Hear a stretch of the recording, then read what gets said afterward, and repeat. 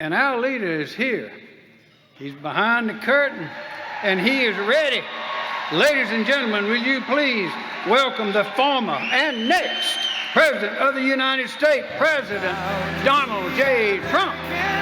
Where at least I know I'm free, and I won't forget the men who died, who gave that right to me, and I gladly stand up next to you and defend her still today, 'cause there ain't no doubt I love this land.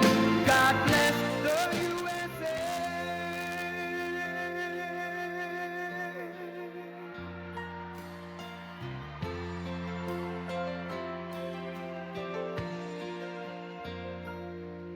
From the lakes of Minnesota to the hills of Tennessee, across the plains of Texas, from sea to shining sea, from Detroit down to Houston and New York to LA, where there's pride in every American heart, and it's time we stand and say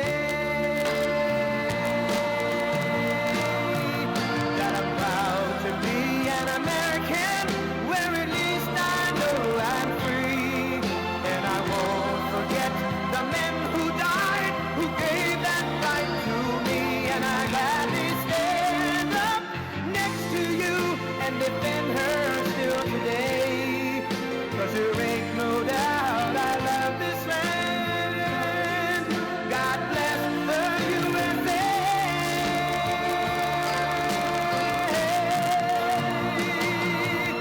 And I'm proud to be an American, where at least I know I'm free, and I won't forget the men who died, who gave that right to me, and I gladly stand up next to you and defend her still today, 'cause there ain't no doubt I love this land.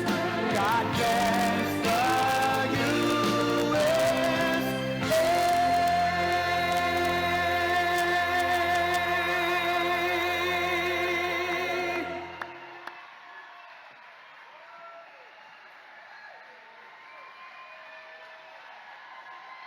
Thank you. Thank you very much.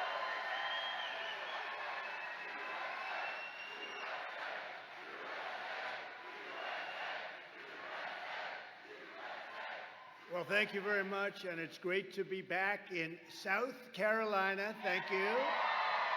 Home of the legendary First in the South primary. We kept it that way. You know that. We kept it that way. First in the South.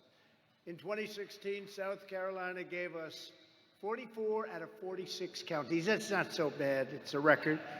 That was on primary day, and I can't wait to win all 46. We want to do 46 this year. February 24. I want to thank South Carolina GOP Chairman Drew McKissick, good friend of mine. He's done a fantastic job, and we appreciate it, Drew, wherever you may be. Drew, thank you very much. What a great job he's done. Also, we want to thank your amazing governor. You know, when I wanted some people to endorse me in 2015, and I said, who's that lieutenant governor? He looks pretty good. We skipped over somebody else very quickly. His name's McMaster. He's got a fabulous family, a fabulous wife. I said, I got to get his support if we have his support. And I got his support. And I'll tell you what, he worked about 30 hours a day. And Peggy was with him. I'll tell you that. And they worked, and we ended up winning, and we had his support. And he's my friend, and he's been a really great governor. And I just want to thank you very much. Henry and Peggy, thank you very much. You have really been a great governor, too. And he actually kept his state open, you know, unlike some people that say, gee, you kept it open. No.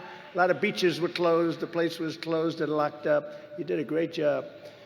A friend of mine and a guy who really understands politics. I think he understands politics better than anybody. That's why he keeps getting elected once. And I'll tell you something, you have a good man. He's a good man, and he loves you, and he loves this state.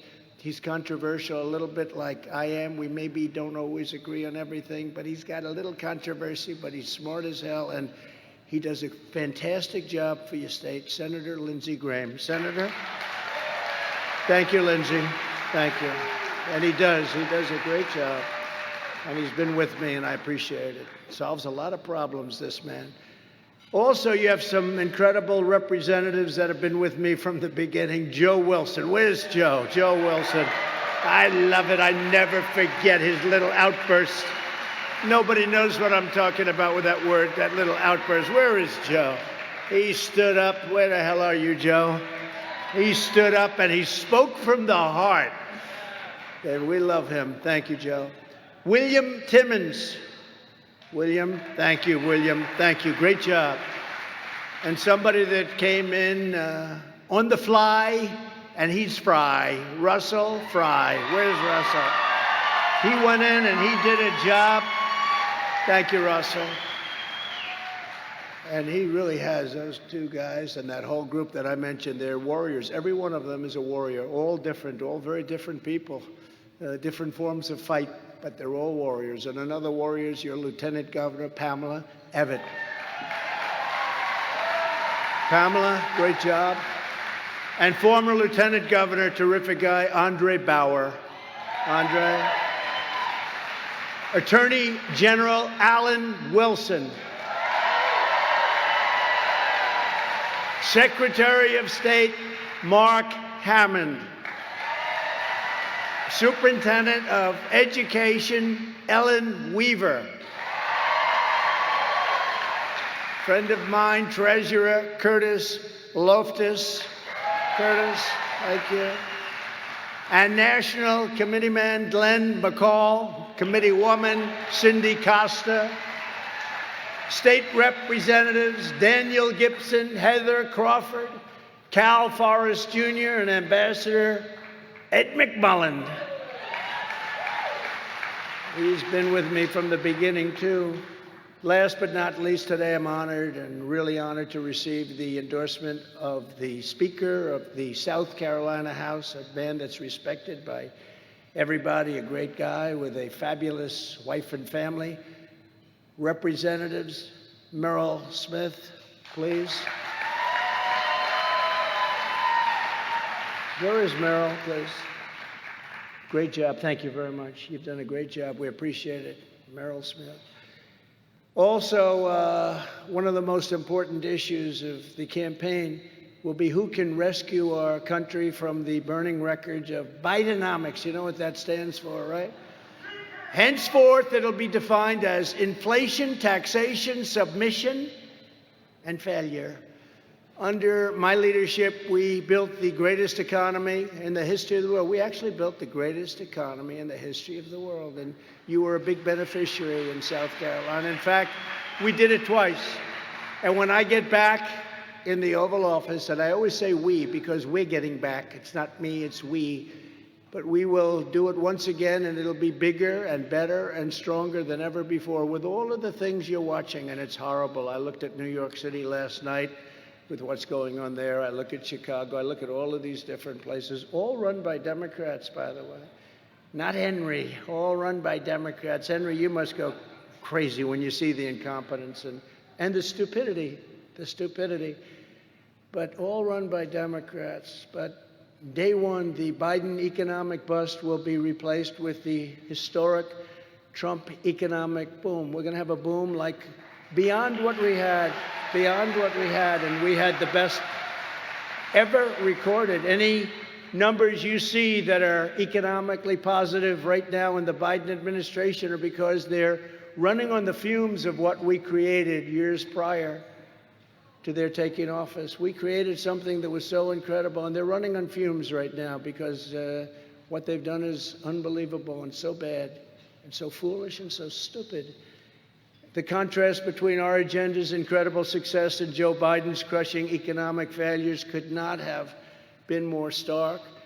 Let's look at some of the facts comparing crooked Joe Biden, and he is crooked as hell. Boy, do you believe what's going on? Lindsey, what's going on with this guy? He's crooked. Now we have to do something about it. They do, we don't. We got to do something about it. I think it's up to $32 million so far they've caught, 32 million. And that's peanuts, that's what they've caught. And Jamie Comer and Jim Jordan have done an incredible job in their committees. They really have in finding out.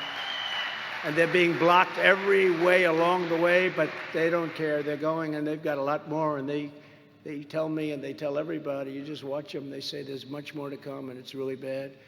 Let's look at the facts comparing crooked Joe Biden and President Donald J. Trump. Under Biden, real incomes have gone down by $7,400 per family. Think of that.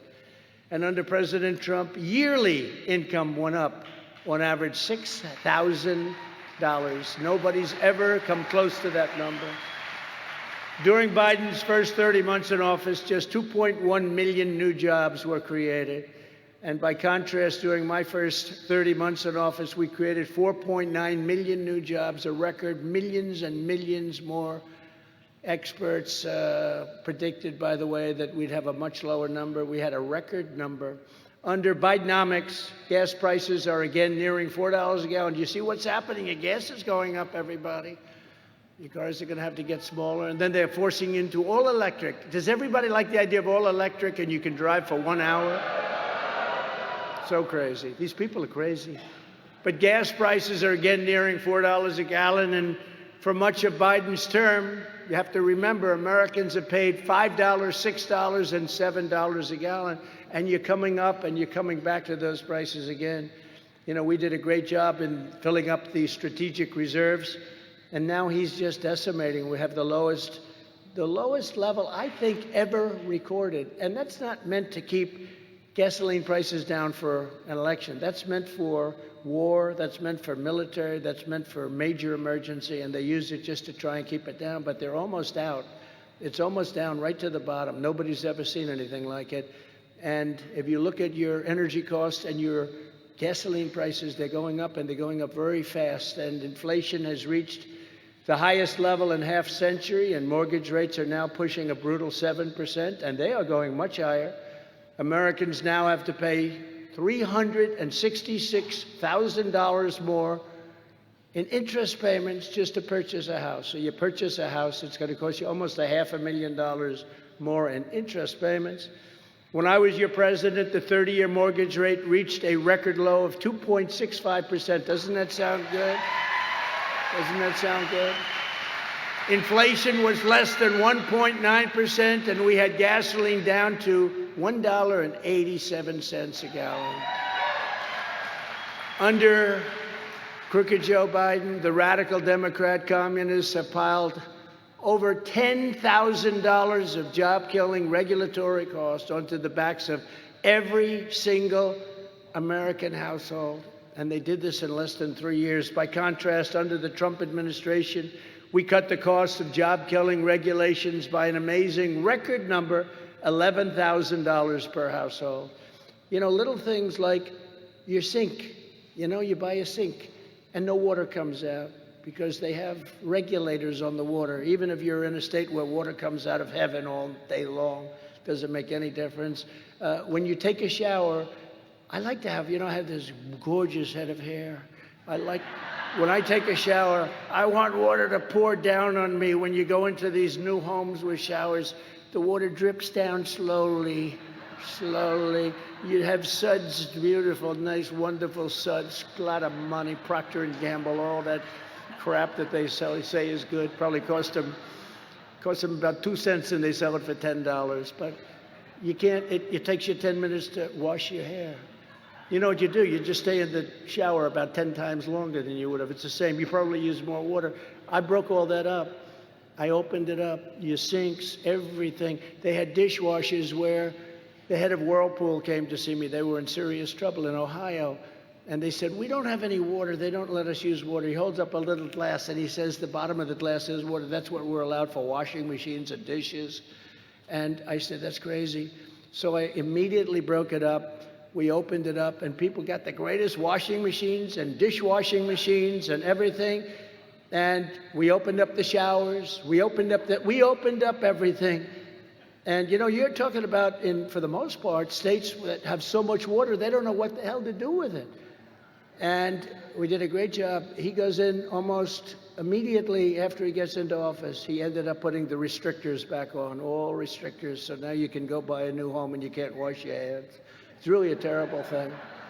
But we'll open up. That was one little thing that were really just a few. It's just like with the electric cars where, you know, in a short period of time, everybody's going to have electric. You know who that's great for? China, because they make all the electric cars. We have gasoline. They have all of the other minerals and everything else in their earth that are good for electric cars. They are going to take over the world with the stupidity. You know, we have an economy that I had going at a level that nobody's ever seen before, and they were really concerned. We were always going to be caught by China in 2018. When 2018 came along, we were so far beyond them. I said that if presidents are smart, they will never be able to catch us. We were doubling them up. We took in hundreds of billions of dollars in taxes and tariffs. They never saw anything like it. They said, this guy, this is our... Not one president ever charged them for decades 10 cents of anything.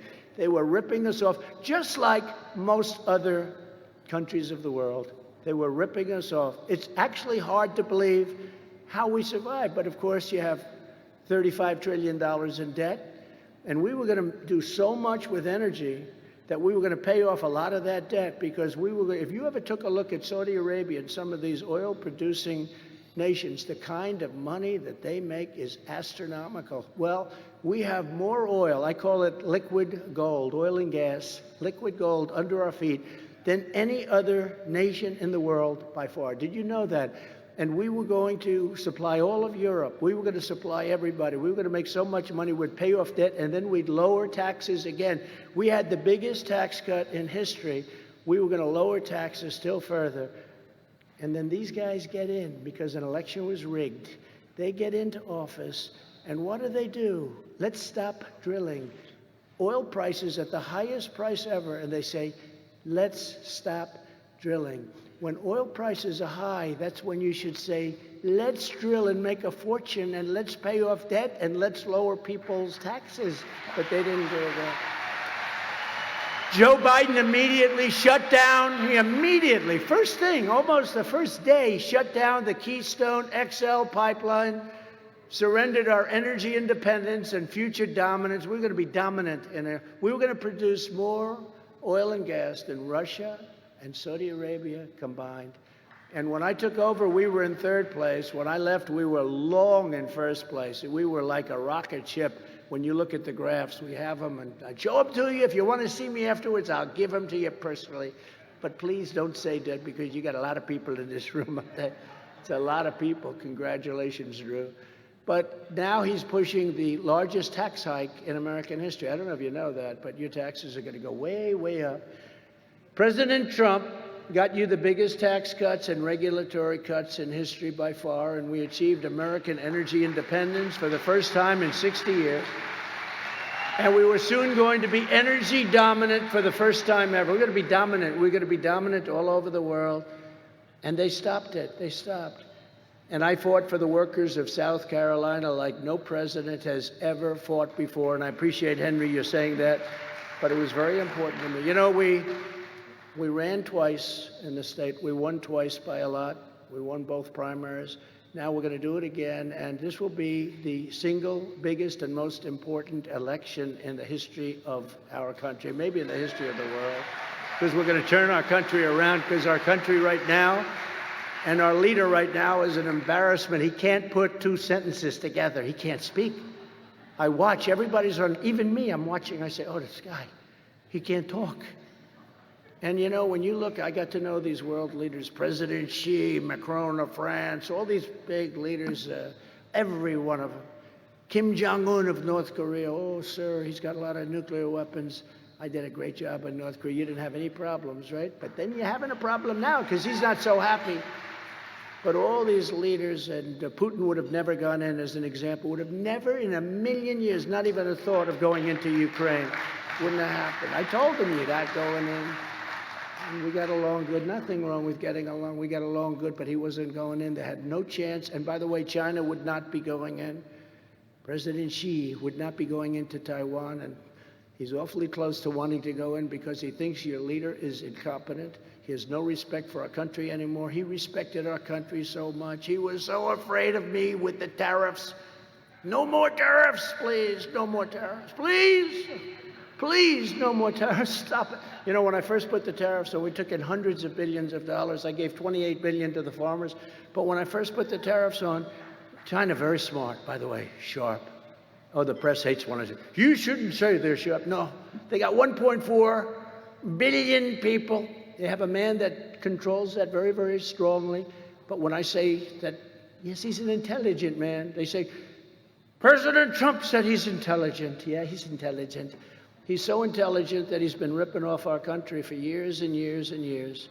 And we had it done to a level, but they pretended the tariffs didn't matter. No, we don't care about tariffs. And I was shocked, you know, so I said, all right, if they don't care, let's raise it from 25% to 50%.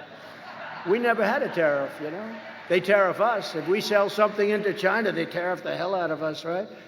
So they say, no, we don't care about it. We don't care because they're smart, you know, just like the Democrats, what they go, misinformation, disinformation, that's what they are. They're a party of disinformation. We want to run against Trump.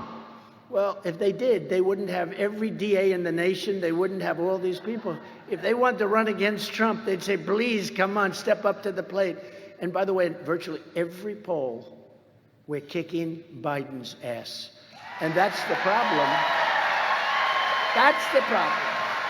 And if I wasn't, we wouldn't be under investigation by deranged Jack Smith. He's a deranged human being. You take a look at that face, you say, that guy is a sick man. There's something wrong with him.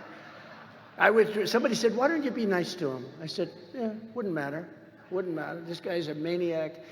They gave me a maniac. They gave him the nicest man in the world. You know the boxes hoax, right? The boxes hoax. This guy's got 1,850 boxes, Lindsay. He's got boxes in Chinatown. He's got boxes in his garage by the Corvette, where the house is run by Hunter. I wonder what happened with those boxes. And he's got boxes at Penn all over the place. But all they care about is Trump. And you know what? I'm under the Presidential Records Act, which is a big deal. He's under nothing. He didn't have it because he was a vice president. The Presidential Records Act says I can do whatever I want. I did the right thing.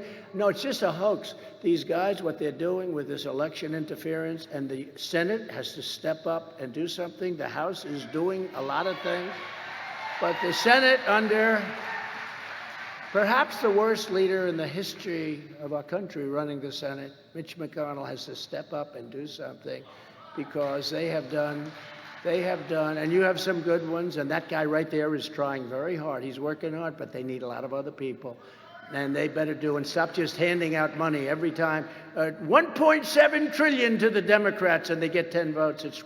I'm telling you, Lindsay, they have something on Mitch McConnell. There's no way that he's doing this. They've got something on Mitch McConnell. It's a terrible thing that's happening with that guy and with the whole. They got to step up. The House is stepping up. They're working hard, and they are stepping up. And I think a lot of things are happening, but we'll see.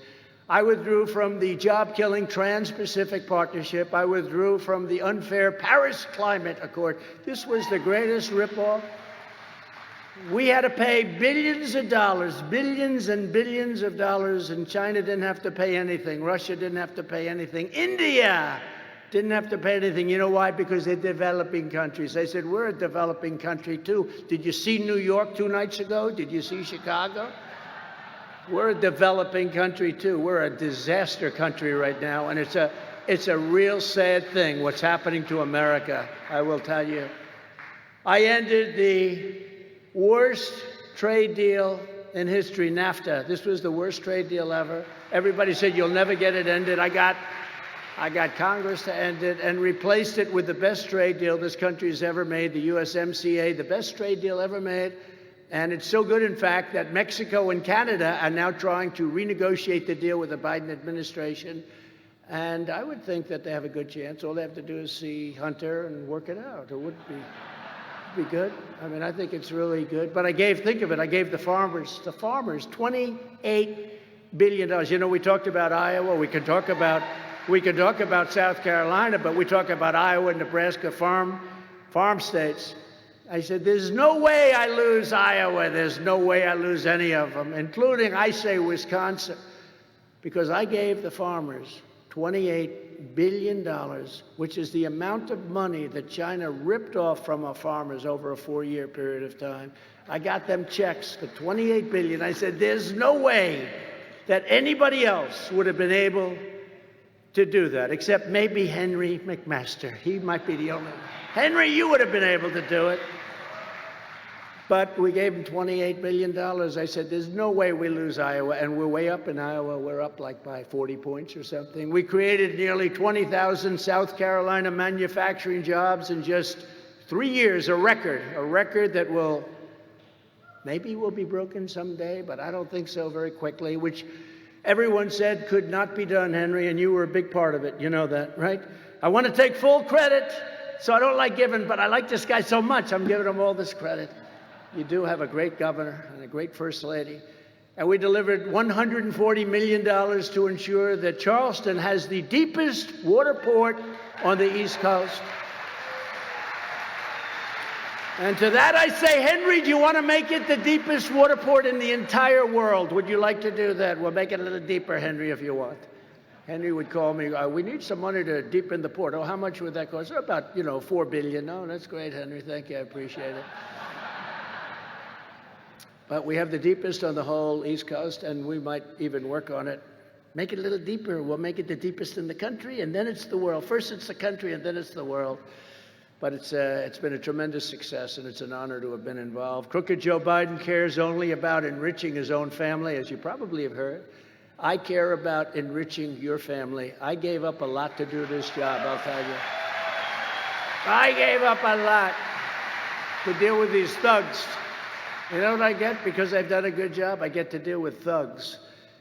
So as soon as we get back in the White House, I will end the disaster known as Bidenomics, and we will once again implement the proven economic formula that puts America first. We're going to put America first. They don't put America first.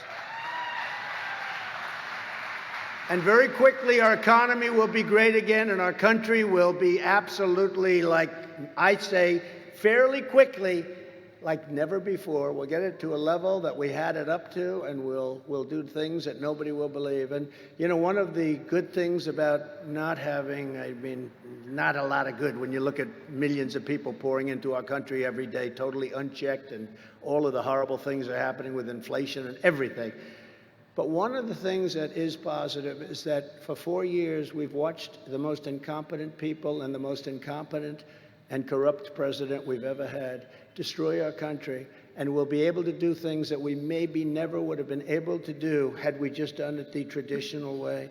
We'll be able to do because they see the crime, they see all of the things, they see people walking into stores, thugs walking into stores, hundreds of young people walking into a department store, walking out with everything in the store, and then they announce they're going to close the stores in different cities. I won't even mention them, but you know the same cities. And we're going to close the stores because it's no longer economically viable. They walk out, and the law enforcement is great, the police are great, they know exactly how to stop it, but they're not allowed to do it. They don't want to lose their pension, they don't want to lose their wife, they don't want to lose their husband, they don't want to lose all of the things that they're threatened. Don't do anything. They actually fire employees who fight with people. Please don't steal that. And they'll fire the employee. There's something crazy going on in our country.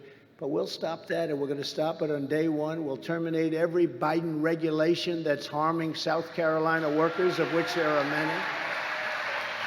And I will cancel Biden's destructive Green New Deal. It's an insane thing. I'm for the environment. I want clean water, crystal clean. I want beautiful, clean air. But what they're doing to this country is incredible. They're destroying our shores, our oceans. They're putting windmills all over the place.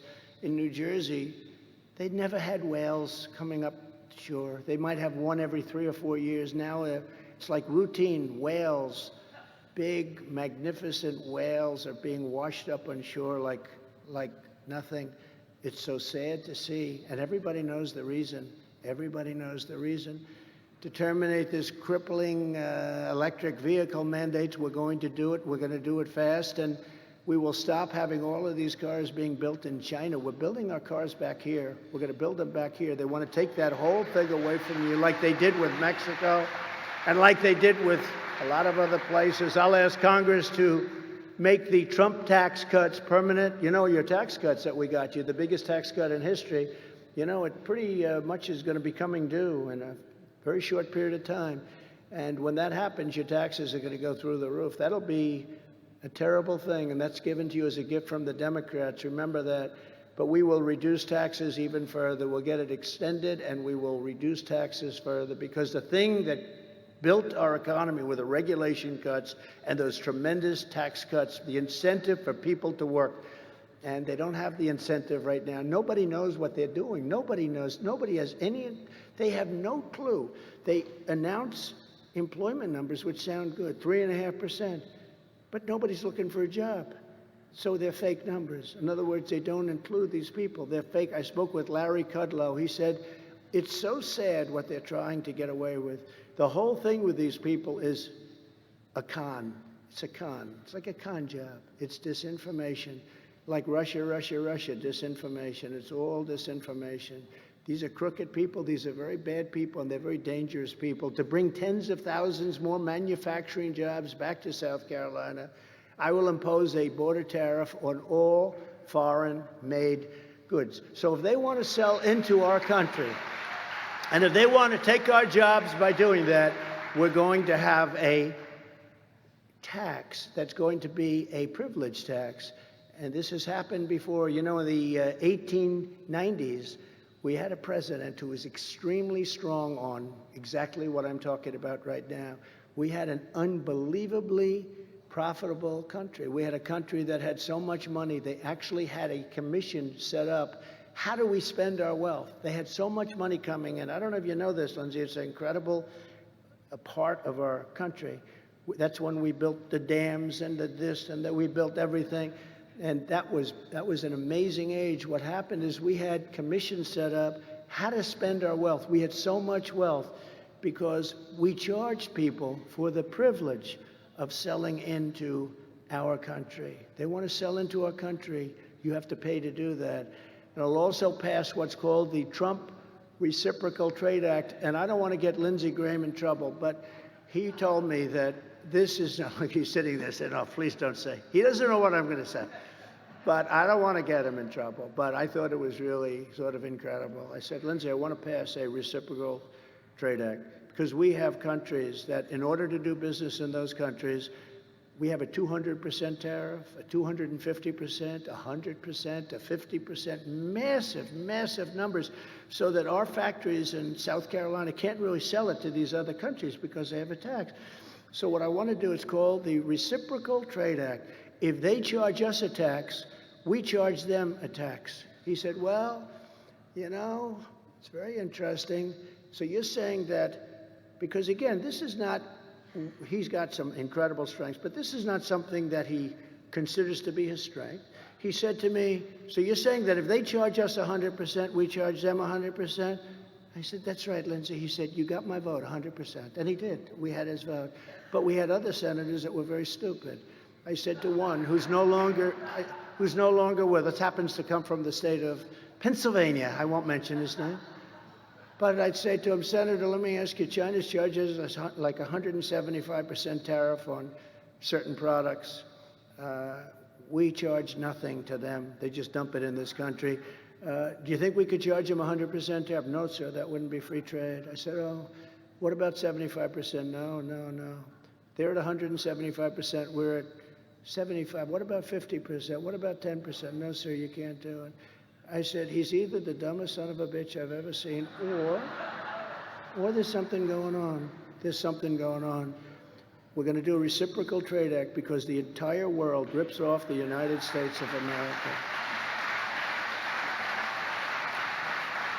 And by the way, one of two things, and Lindsey understands this, he understood it very quickly, and he did, I swear. Do you remember that conversation? He said, so you mean that's what they do? They do that, and we do this? It sounds good to me. You got my vote, right? But we don't have other people's votes, and you often wonder why, because it doesn't get any simpler. We're talking about solving this massive deficit problem, And one of two things would happen. Either they'd stop charging the tax, and then we would stop, or we'll take a hell of a lot of money into our coffers. So it's very simple. I don't know if you know, you've been watching Live Golf, and a lot of the golfers, I'm friends with a lot of the golfers, and I got a lot of credit for this, actually, which is unusual for the press. They'd call me, they'd say, sir, I was offered $185 million to leave the tour and go with Live. I said, take the money. But sir, what about my legacy? I said, don't worry about your legacy, take the money. Your legacy's going to be just fine. You'll be known as a very smart person. And this particular person took the money, and others took the money. A lot of them took the money. And then they announced a merger. And many of them didn't take the money. And I said, take the money, because there's only three things that can happen. Live would fail, Live would succeed, or Live would merge. And in any event, it's all cash. It's not paid like, we'll give you your money back over the next 250 years. It's a cash, it's a check. And those guys that took the money are very, very smart people, and they're very rich people. And others, a lot of them, a week before the merger, as I understand it, they turned down hundreds of millions of dollars. And then they hear, we're going to merge. They say, oh man, did we just blow it? So a lot of this stuff is common sense. These border taxes, we're going to have to do it. Our country can become immediately rich, so rich like never before. And look back into the 1890s, look back into we were taking in money, and it's not so different. It's a long time ago, but that's when we ran our country smart. The problem is we have so many lobbyists and people that want China to do well, and they don't care about us, or they want other countries to do well, and they couldn't care less about us. One thing with me, I care about this country, and I care about you, and we're going to do it right. We're going to do it right. And we'll gain total independence from China, and we'll hold the Chinese Communist Party accountable for unleashing the horrible China virus upon the world. They're going to have to do something. They're going to have to do something. They'll do something. Like Mexico, they gave us 28,000 soldiers. Everybody said, oh, you didn't get money for the wall. I said, yes, I did. No, you didn't get money for I said, no, we built the wall. We built almost 500 miles. We got money. What do you mean we didn't get money? They gave us 28,000 soldiers free of charge. 28,000! That's more than giving us a couple of bucks for a wall. They guarded our border for a long time, 28,000. And everybody thought when I asked for that it was ridiculous. I tell the story a lot where the very wonderful woman that from the State Department, but she never got anything. She was in charge of Mexico for like 25 years. She said, sir, you won't get that. I said, of course we'll get it. Why wouldn't we get it? I said, I want 28,000 soldiers to guard our border while we're building the wall. We're building the wall. And the people from Mexico, the meeting was set up. And I happen to like the president of Mexico a lot. He's a socialist, but you can't have everything. But I like him. I like him. But very different, but I like him. Great guy. But they said, no, we wouldn't give. Why would we give that? They were laughing at me. I said, no, you're going to give it 100%. Why do you say that? You're going to give it. No, we're not going to give 28,000 soldiers free of charge. What? He looked at me like there's something wrong. I said, no, you will give it. And also, we need a couple of other things, like you stay in Mexico. So these criminals coming in will now stay in Mexico. Congratulations, and stay in Mexico. Catch and release. We're going to release them, but we're going to release them in Mexico, not in our country. Right now we have catch and release where we release them because Biden broke up these unbelievable deals that took a lot of guile to make with Mexico. So he said, we're not going to give you 28,000 soldiers, sir. We're not going to give you any soldiers. I said, yes, you are. So I said, come on over, let's talk. You're going to do it. So I explained it to him once more, and I had the State Department people sitting there, and they were sort of smiling because they knew I wouldn't be able to win. I said, give us 28,000 soldiers. He said, no. I said, here's what I'm doing on Monday morning. We're putting a tariff on every single car made in Mexico coming into the United States of 25%, and every single product made in Mexico that comes into the United States at 25% tariff. This is going to be 5 times more than the cost of these soldiers. So you have 10 minutes to let me know. You're going to give me the soldiers. You're going to get rid of catch and release. We're going to have catch and release is called in Mexico. And we're going to do all of these things, including our medical solution. You know all about that Biden ended. What this man is doing to the country, he's either the dumbest human being alive, and I think, honestly, I do believe it's run not by him, all of this stuff. How can you cheat on an election so well and be dumb? How can you do that? But he's surrounded by Marxists, communists, and they're smart. But they're either evil or they don't know. But I really believe they hate our country, because nobody can allow this to happen. So I said, we want the 28. He said, well, you're going to charge us that? Yes. And then it's going to go up a lot in a very short period of time. But you're going to be paying us billions and billions and billions of dollars. You know, they stole our car industry. They took 32% of the cars that we made in this country are now made in Mexico. None during my time, because I had that stopped. Any car company that wants to go to Mexico or another country, they had a lot of problems. They didn't do it. I had it stopped. But then you have a bad election, and a lot of bad things happen. So he comes back. I gave him 10 minutes. He came back at about 4. Sir, it'd be such an honor, sir, to give you 28,000 soldiers. We want to give you 28,000 soldiers, sir. We can have them there immediately. And we got 28,000 soldiers for nothing for years. And we stopped drugs coming in, and we stopped human trafficking at a level. We had the safest border in the history of our country as we were building the wall. We built hundreds of miles of wall.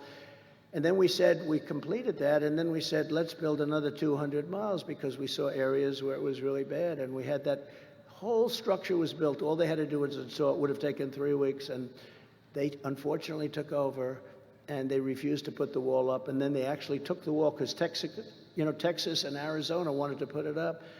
They refused to give it to them, and they actually took it and they toted it far away where they couldn't get to it. It was made, the wall was all made and ready to go up. So we did hundreds of miles. We had the safest border in history, and it's so sad to see what's happening when you see mental institutions, when you see all of these people pouring into this country. It is such a sad thing to watch. It's so sad what's happening to our country. There's never been anything like it. To stop this inflation catastrophe that's hanging down and destroyed many nations, we're going to bring down the cost of energy, and we're going to become energy independent. We're going to become dominant. We will be dominant. We were ready to be dominant and dominate Saudi Arabia and Russia. We were going to be twice as big as Saudi Arabia and Russia combined. But we're going to be there very, very quickly. As soon as we get in, we're going to be there very, very quickly. And our cry is going to be, drill, baby, drill. And you're going to see prices come plummeting, and you're going to see inflation disappear. And especially after U.S. debt was just downgraded this week. You saw that. Just downgraded in a historic disaster. We have to aggressively roll back Joe Biden's socialist spending spree. He's spending money on things that are only going to be bad for us, really bad things. Very, very few of those, they call it infrastructure. It's not infrastructure. It's not infrastructure as you know infrastructure. What they're doing is so bad. If we simply returned to the amount of government spending that we had under my leadership in 2018, we would right now have a balanced budget. Did anybody know that? You know, if we went back just a few years, we would have a balanced budget. And we were getting ready to have a balanced budget, and then we got hit with a thing called the China virus. And we had other things to focus on. That was a terrible time for this country. That was a terrible time for the world. And we did a hell of a job with it, too.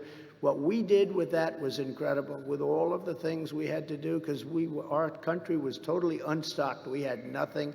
Nobody knew what it was. It was this horrible killing dust.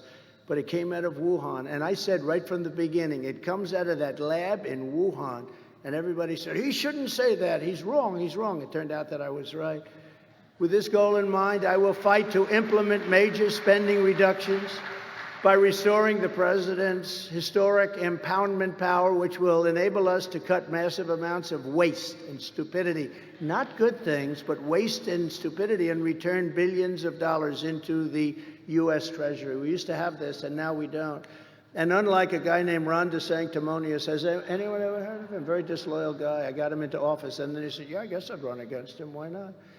Who voted to gut Medicare. Do you know that DeSantis, that's the abbreviated name, DeSantis wanted to gut Medicare and 3 times voted against Social Security, including raising the retirement age to 70. And one thing I found about politicians, when they have an initial idea and then they maybe go back, I don't even know what he does, I don't care. He's gotten so low in the polls, we don't watch him very much anymore. He's like crashed. He's crashing. In fact, he lost his big donors today. Did you see? We're not going to support him anymore. We don't like him. They're calling me now. You know, it's funny. I get calls. Hi, President Tai. I thought you were this. Oh, no. We love you. We think you're great. I said, oh, good. What are my poll numbers? I guess that's the reason. That's the only reason. And I'm getting all these calls from his donors. Hi, President. How you doing? How have you been? Let's have dinner. I said, why do you want to have dinner? We want to support you, sir. We think you're doing a great job. And that's only because he crashed. I mean, he's crashing like a dog. I've never seen anything like it, actually. But you need a personality to win. You got to remember, he came to me and he asked me for help. He was losing. He was at like 3% to a guy named Adam Putnam in Florida. And Adam Putnam, and we can tell the story because this is largely a political dinner because of Drew. I mean, you know, it's like, Drew, is it okay to tell this story? I think so. It's too late, Drew. I can't stop now. But what happened is he came to see me, and he said, I need your help. What do you need my help for? I didn't know him that well, but I saw him on television fighting impeachment hoax #1 and impeachment hoax #2, along with 200 other people. But he was one of the people, so I figured, and I didn't know Adam Putnam. He was the Secretary of Agriculture.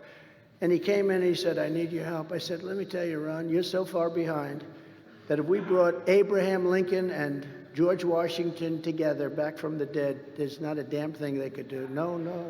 He goes, no, sir, if you endorse me, I'm telling you, they really love you in Florida. If you endorse me, I'll win. And I thought about it, and then I said, what the hell? I didn't know the other guy.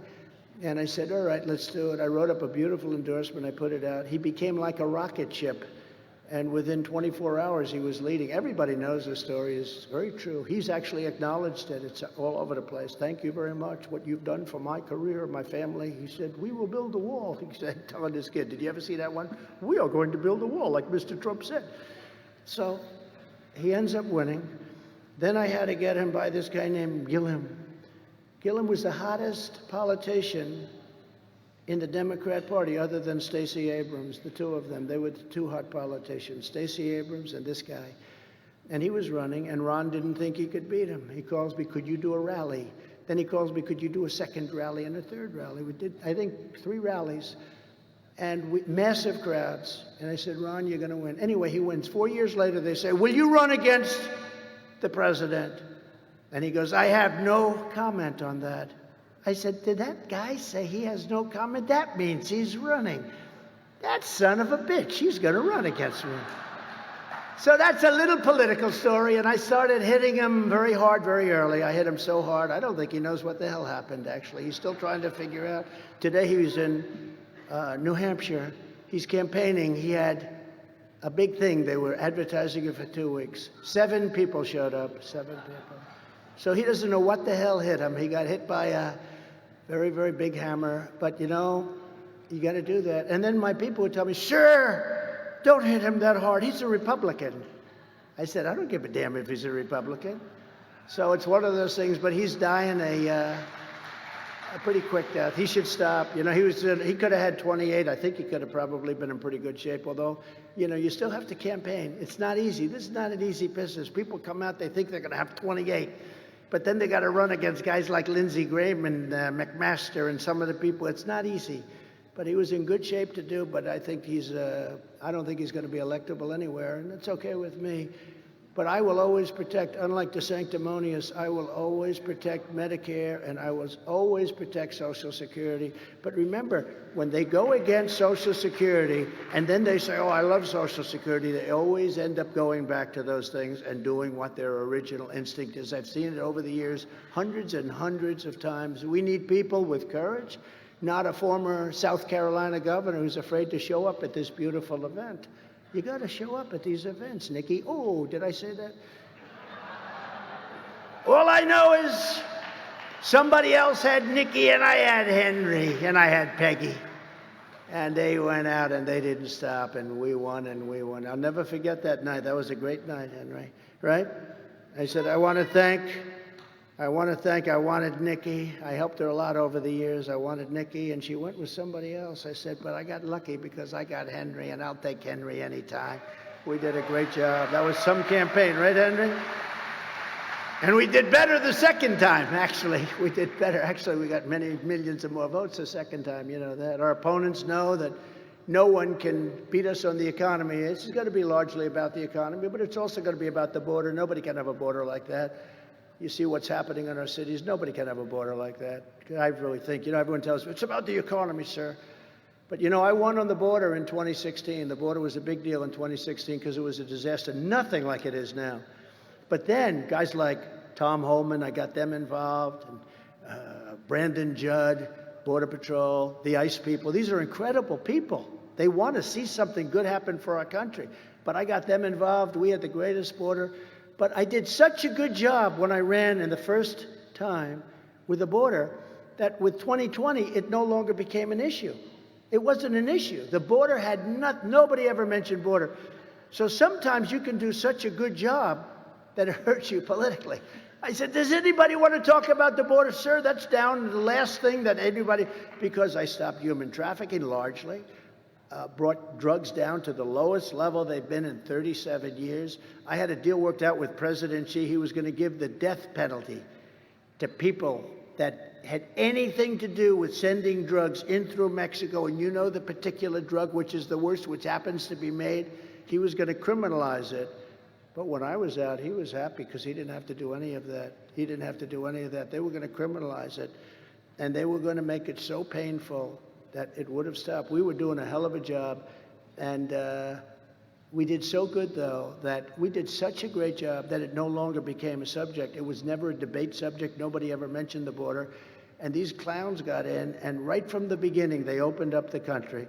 They welcomed everybody, and as soon as they welcomed, everybody came in. Now they want to give them free education, free hospital. In the meantime, we don't take care of our veterans, okay? Our veterans are laying out all over the streets. It's a horrible thing they've done to our country. So, sort of in closing, when they asked who's the best to improve the economy, it's Trump. Just came in, big poll. Trump just came in at number one by a lot, 54%. DeSanctimonious was at 18%. That was in Iowa. In New Hampshire, it's 55-11. And in South Carolina, it's 60-12. That's pretty good. And in Nevada, it's 65-10, 65% to 10%. And all the rest are in very low single digits. In the most recent Rasmussen poll, just came out, we're up by 44 points. We're way, way up, and DeSantis is falling into the single digits, we think, probably very soon. And even last week's New York Times poll, the New York Times does me no favors, that I can tell you. We're up by 37 points, which is amazing, and DeSantis has fallen very dramatically. I think he's gonzo, but, I say you're never gone until you're gone, right? As Yogi would say, it ain't over till it's over, right? But I think they've fallen very dramatically. A lot of the candidates have fallen very dramatically. They're at a level that I would think can't come back, I would think. And we're dominating Biden in the general election, very importantly. The Harvard-Harris poll has us up by 5 points, and they have us up 18 points among independents. They keep saying, well, will Trump get the independents? We're up 18 points with the independent. And the new and very big poll, the premise poll, we're beating Biden by a lot, and DeSantis is losing to Biden by a lot. So a lot of incredible numbers are coming along. We have a primary season with Crooked Joe Biden as a weaponized and horrible, horrible law enforcement group that are just, it's sick what's going on. Have you ever seen anything like what's going on? I never heard the word indictment. Then all of a sudden, over a period of a couple of weeks, you get 4 indictments. They do this to try and win an election. Nobody ever thought it was possible. It's done in third world countries. It's not done in this country. And as Henry said, those indictments aren't worth the paper they're written on. They're not worth, they took away free speech.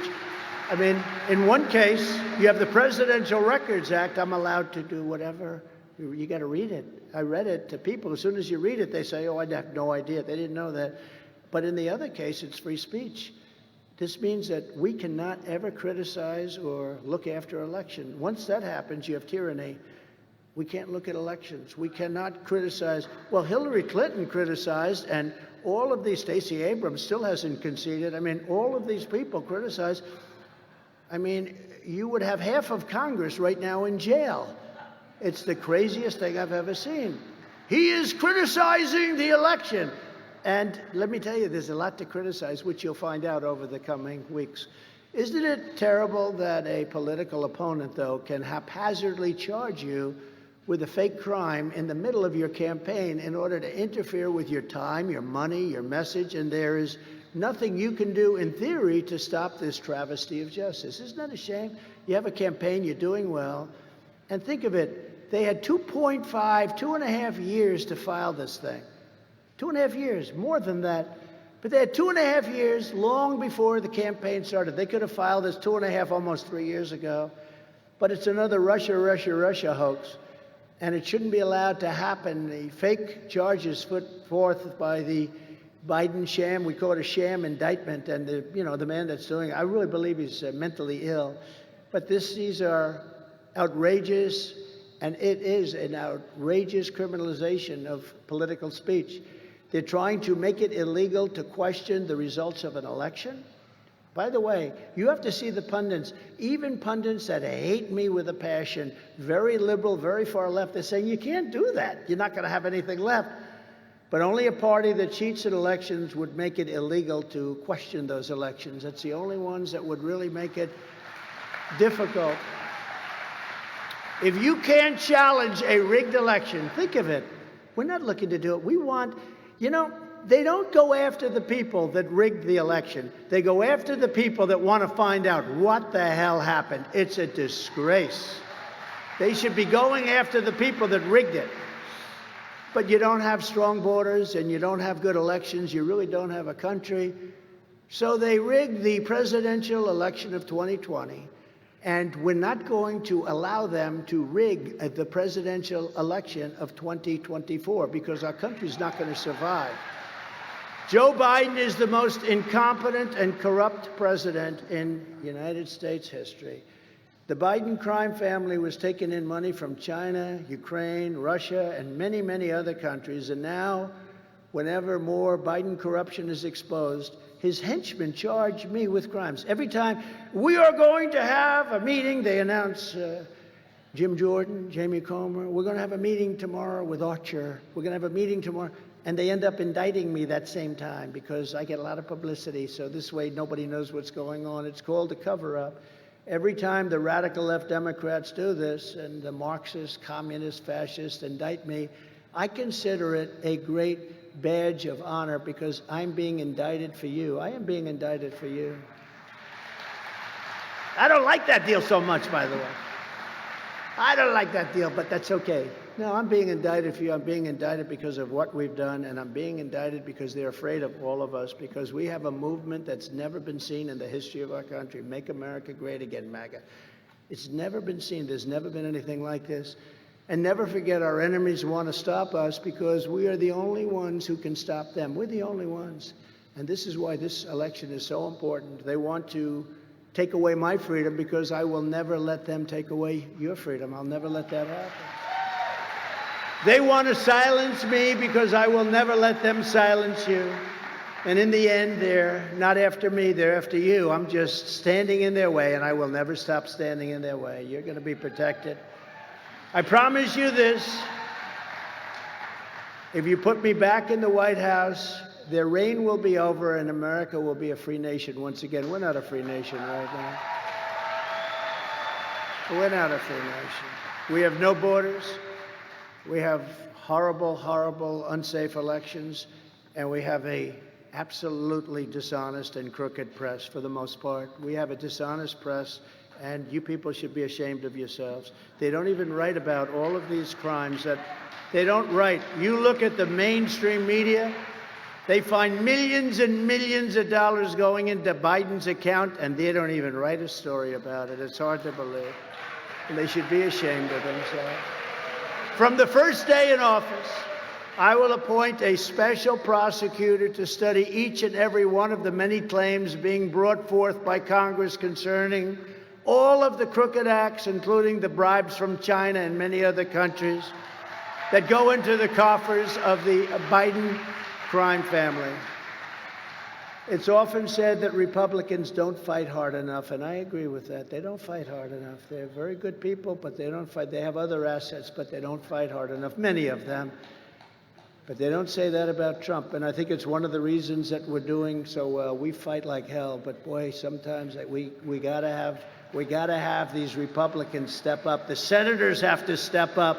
Some congressmen have to step up. And you'll see that on the first day of my presidency, the deep state, which is destroying our nation, the tables will turn, and we will destroy the deep state. We're going to destroy the deep state. In just 4 short years, we already achieved more than any administration in the history of our country. If you take a look at what we've done, there's been no administration that has done what we've done. So many things. We appointed over 300 federal judges and 3 great Supreme Court justices. Look at what happened even just the other day. And last year, those justices ruled to end Roe v. Wade.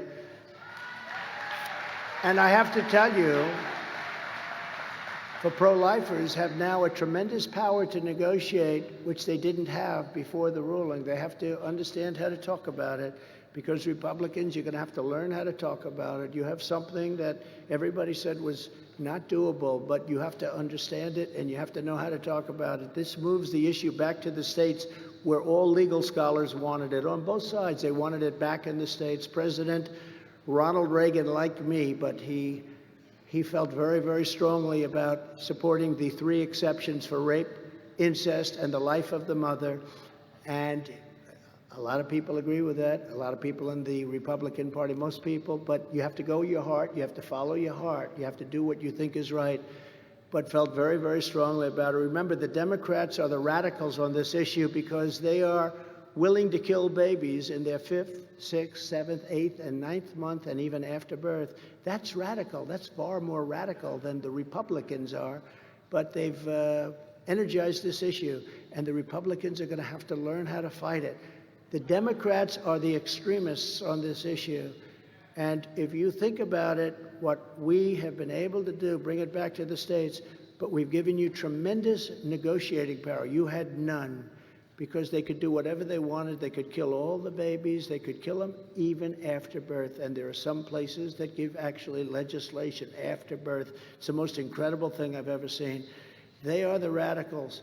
You now have a tremendous power to negotiate, which you've never had. And this will all work out. But you have to be able to speak about the subject. I fully rebuilt the U.S. military, created Space Force, defeated ISIS, and brought our troops back home. We had tremendous victories. We knocked out 100% of the ISIS caliphate. And I was the first president in decades who didn't start a war. We didn't start a war. We actually completed a lot of wars.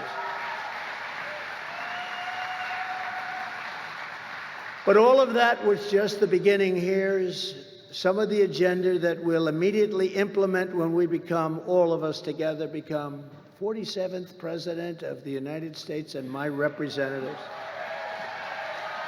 Before I even arrive at the Oval Office, shortly after I win the presidency, I will have the horrible war between Russia and Ukraine settled. I know them both very well. We will get it settled. It should have never happened. It should have never happened. All the tens of thousands, hundreds of thousands of dead people. The number of people dead is far greater than what you're hearing, but we will get it settled immediately, and fairly settled, not for one side or the other. We'll get it fairly settled. And I'm the only candidate who can make this promise to you, and this is a very big promise because I think we're in very big trouble. I will prevent World War III. I will prevent World War III. It's very important because the weaponry today is so powerful, nuclear weapons and other things, but the weaponry today, this isn't 2 army tanks, Second World War, First World War, going back and forth shooting. The weaponry is so powerful today that it's an obliteration of the world. I will make sure it doesn't happen, and I do believe I'm the only one that's going to be able to do that. I will totally obliterate the deep state, and I will fire the corrupt bureaucrats who have weaponized our justice system, our once beautiful justice system that's now totally corrupt. I will immediately terminate every open borders policy of the Biden administration. And following the Dwight Eisenhower, he was very tough on the border. Nobody knows that, but he was very, very tough on the border. But following that model, the Eisenhower model, we will use all necessary state, local, federal, and military resources to carry out the largest domestic deportation operation in American history.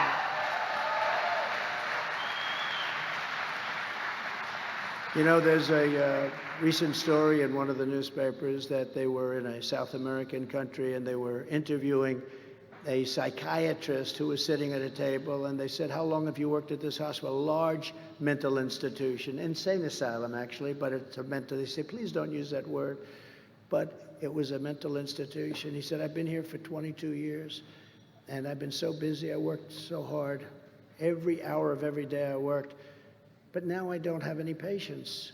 This is a big deal." He said, "Where are your patients?" "They've all been brought into the United States." Essentially what he's saying is they've been brought here, they've been dumped into the United States. So he's sitting there in this big, massive hospital, and he said, first time it's ever happened. Good man, by the way, but he said the truth. "I have no patience. They've emptied their jails, they've emptied their mental institutions, and terrorists are flowing into our country at a level never seen before. What Biden is doing to our country is not even believable. Who would think that it's even possible? They're coming in. We have no idea who they are, where they're from. Last week, we had 147 different countries represented, people coming in from 100. Most people don't even know that you have that many countries, and you actually have more. But 147 countries were represented last week alone coming into our country. We have no idea who these people are, where they come from. Most people never even heard of the names of the countries. What's happening at our border, what's happening in our country, what's happening with inflation and the stupid energy policies which started inflation, it's not even believable. I will use Title 42 to end the child trafficking crisis by returning all trafficked children to their families in their home countries, and I'll do it immediately. And to stop the Marxist prosecutors who release rapists and murderers while persecuting Republicans and conservatives, Christians, Catholics. The Catholic Church is under siege by these crooked prosecutors, but they have people that murder, and they know where they are, and they don't do anything about it. I will direct a completely very, very powerful overhaul of the DOJ. We're not going to have cowards. We're not going to have cowards like Bill Barr, who, when he heard, "Sir, I'm going to be impeached. They're going to impeach me, sir. They're going to impeach me." I said, "That's okay. I got impeached twice. My numbers went up. Don't worry about it, Bill." "No, sir, they're going to impeach me." Now, how do you not get impeached? You do everything they want you to do. He was a coward. But we're not going to have people like that. We had great people in this administration, by the way. We had some bad ones, too.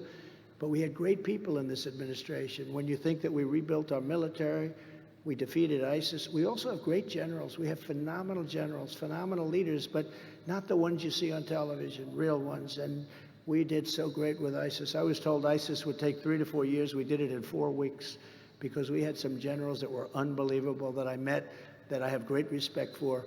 Our military is potentially incredible, but they've gone woke. The military has it. They want them to go. These sick people want them to go woke, and we don't let that happen. But to investigate every radical DA and AG, and they all coordinate, you know, the Democrats, they all coordinate with the DOJ. But we're going to investigate every single one in America for their illegal, racist, in reverse enforcement of the law.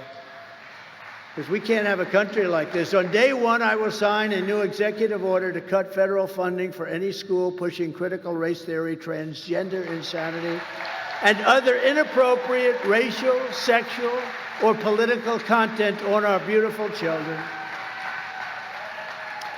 And as you know, you've heard me say it many times, I will keep men out of women's sports. How ridiculous is that? How ridiculous is that? And I will sign a law prohibiting child sexual mutilation in all 50 states. Think of how ridiculous that is. Think of how. Supposing it's 10 or 15 years ago, I'm going to stop child sexual mutilation. Does anybody have to even say that? Can you imagine? But today you have to say it because that's what they do. They mutilate These people are sick. They mutilate without parents' permission. What they do to our children, they're destroying so much. I will also restore the Trump ban on transgender in the military. I had a ban on transgender in the military, which was very good, very good. And they ended it like in the first couple of weeks of this failed administration.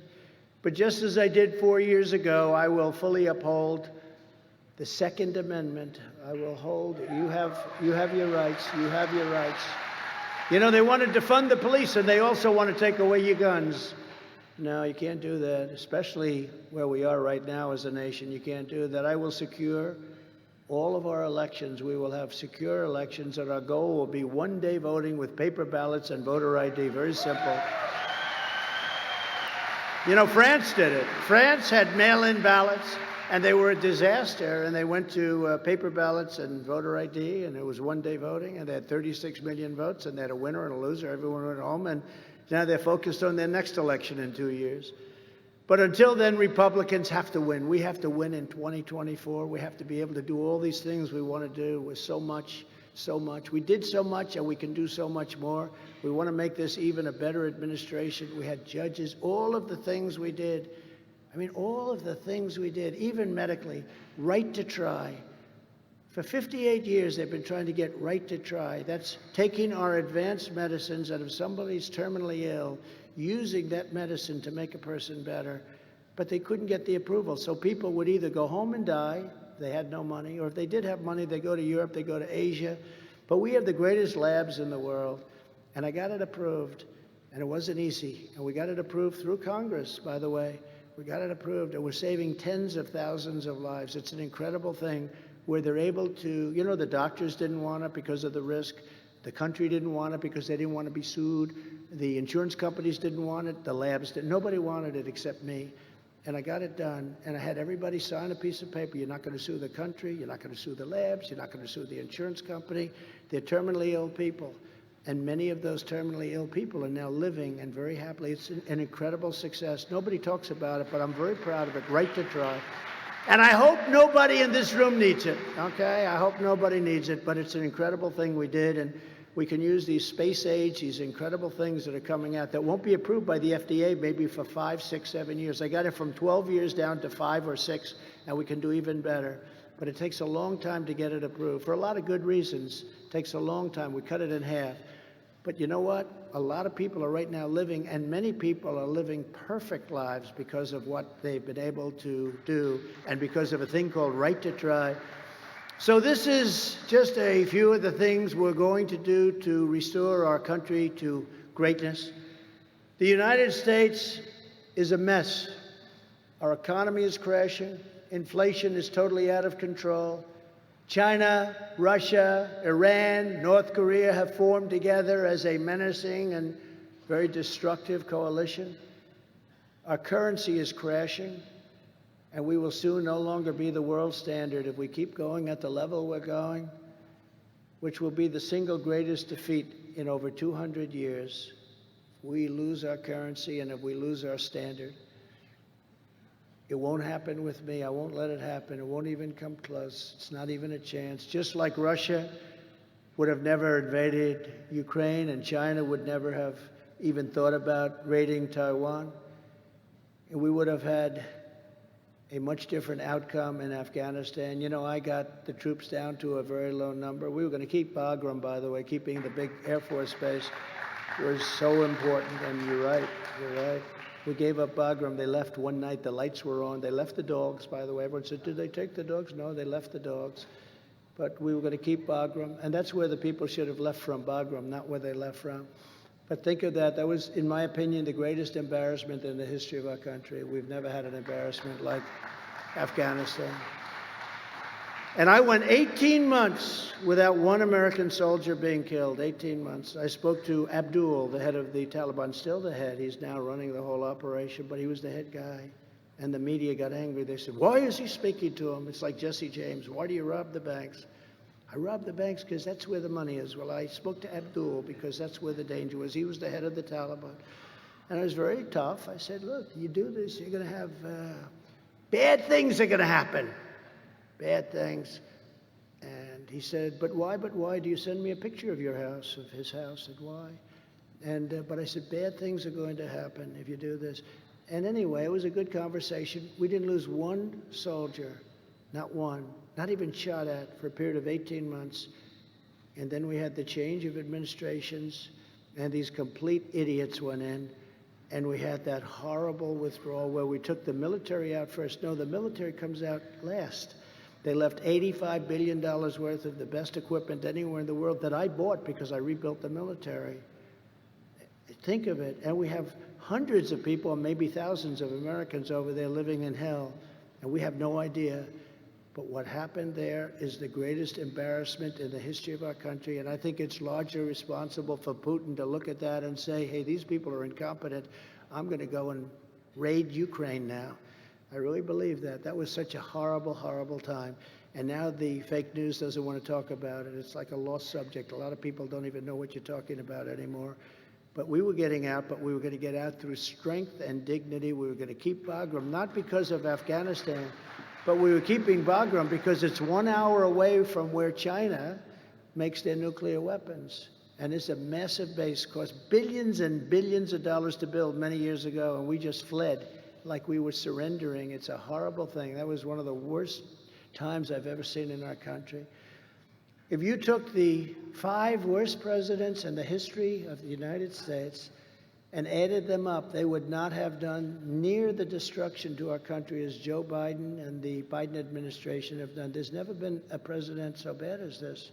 What he's done to our country, the fabric of our country, he's destroying our country, the blood of our country. We are a failing nation. We're a nation in decline. And now these radical left lunatics want to interfere with our elections by using law enforcement, the DOJ, the FBI. It's totally corrupt, and we can't let it happen. 2024 is our final, biggest, and most important battle. And I used to say 2016 is going to be the most important election, and it was at the time. This is far more important because our country's at a point where it could fail and fail so seriously. And we're at a point where we could end up in a world war because stupid people are running our country. They have no idea what they're doing. The other day, crooked Joe Biden admitted that we have no ammunition. When I left, we had more ammunition than we had ever had. We were renting warehouses all over for ammunition storage. Now we have no ammunition because we've given it all away, and we want to help people, but we have to protect ourselves. And we want Europe to also pay. It's very important. You know, we have $200 billion into Ukraine, and Europe has about $21 billion, and it is more important for them. So we want to help people, but we have to be smart. But we have a leader. You talk about classified information. We have a leader that said that we have no ammunition. How stupid is he? How stupid is, what a statement to make. Number one, he shouldn't have let that happen. But even if it did happen, you don't talk about it. You get the damn ammunition fast. Can you imagine President Xi in China and all of these different countries that don't like us particularly well, and they hear that the United States right now has no ammunition. We have no ammunition to fight. With you at my side, we will demolish the deep state. We will expel the warmongers from our government. We will drive out the globalists. We will cast out the communists, Marxists, and we will cast out the fascists. And we have plenty of them in our country. We will throw off the sick political class that hates our country. We will rout the fake news media who are so bad, who are so evil. And we will defeat crooked Joe Biden. We will drain the swamp once and for all. And just remember the great silent majority. It's a silent majority, but it's rising like never before. And under our leadership, the forgotten men and women will be forgotten no longer. You will be forgotten no longer. We had it to a level where there's never been a time. We've never been so proud. We've never been a greater democracy than just 3.5 years ago. With your help, your love, and your vote, we will put America first, and we will, I promise you, make America great again. Thank you very much. Thank you very much. Governor, thank you very much. We appreciate it. Peggy, thank you. Lindsay, everybody, thank you very much. It's It's a great honor. What a great crowd, and what an incredible state. Thank you, everybody.